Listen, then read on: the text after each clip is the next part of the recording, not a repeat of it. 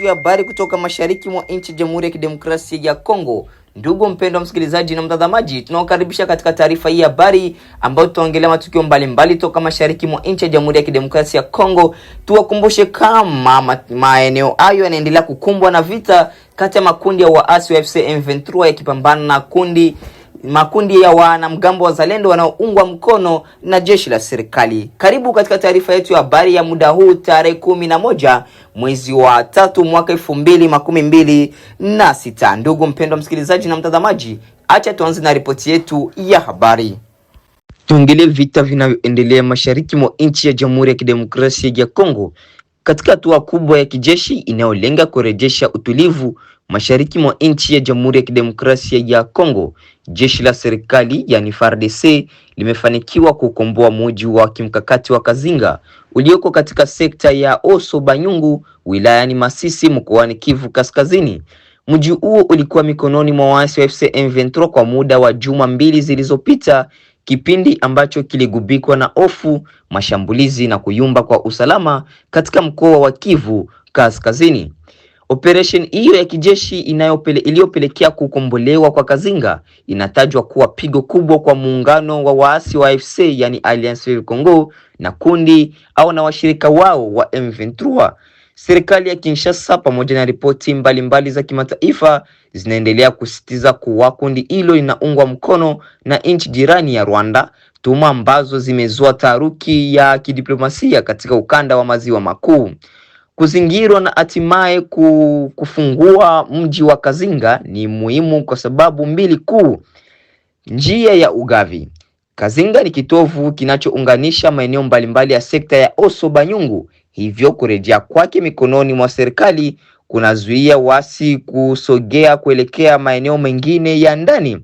Lakini pia kupoteza mji huu ndani ya siku 14 tu tangu walipoteka kunatoa ishara ya kuimarika kwa safu ya mashambulizi ya jeshi la FARDC.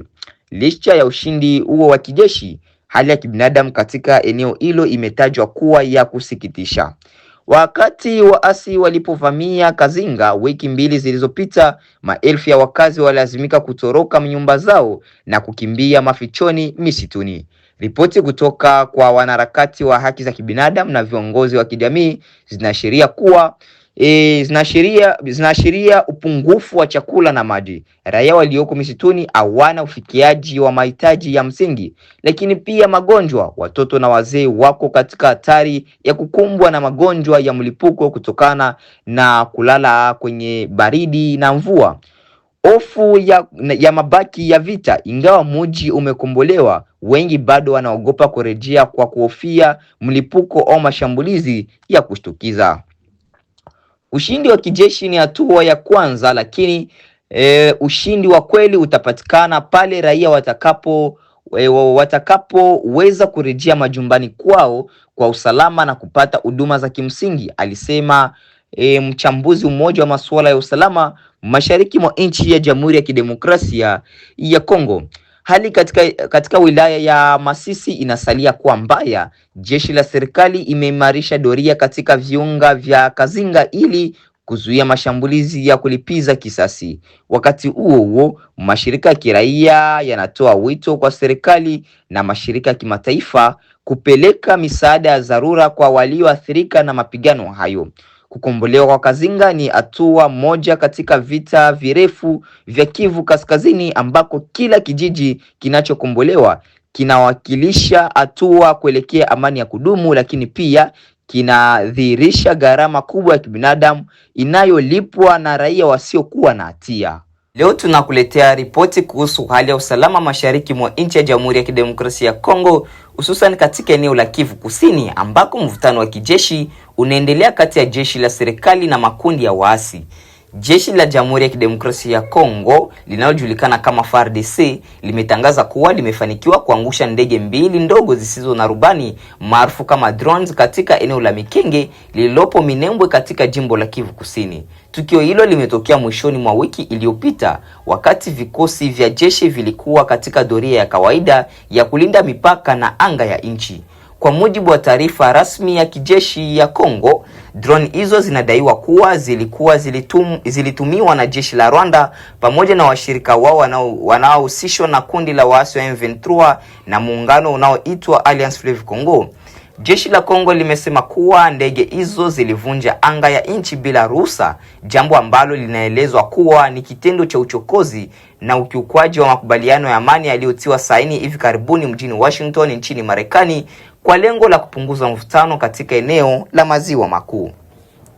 Serikali ya Kinshasa imelaani tukio hilo na kusema kuwa ni jaribio lingine la kuvunja juhudi za kurejesha amani mashariki mwa nchi. Aidha, jeshi la FARDC limesitiza kuwa litaendelea kuwa macho, lenye nidhamu na tayari kulinda uhuru pamoja na mipaka ya taifa ya Kongo dhidi ya tishio lolote. Wananchi wa maeneo ya mipakani, hasa katika eneo la Minembwe na maeneo ya jirani, wameendelea kuishi katika hali ya wasiwasi kutokana na mapigano ya mara kwa mara kati ya jeshi la serikali na makundi ya waasi. Hata hivyo, jeshi limewahakikishia wananchi kuwa operation za ulinzi na ufuatiliaji zitaendelea ili kuhakikisha usalama wa raia na mali zao unadumishwa. Hadi sasa hakuna taarifa rasmi kuhusu majeruhi au uharibifu mkubwa uliosababishwa na tukio hilo, lakini wachambuzi wa masuala ya usalama wanaonya kuwa matukio kama haya yanaweza kuongeza mvutano kati ya nchi jirani ikiwa juhudi za kidiplomasia hazitaimarishwa.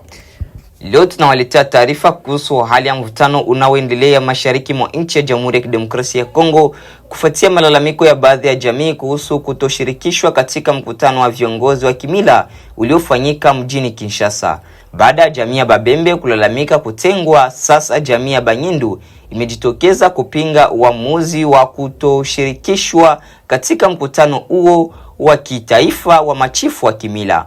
Mkutano huo ulilenga kujadili nafasi ya viongozi wa jadi katika kuimarisha umoja wa taifa, hasa katika kipindi hichi ambacho mashariki mwa nchi inakabiliwa na changamoto kubwa za kiusalama.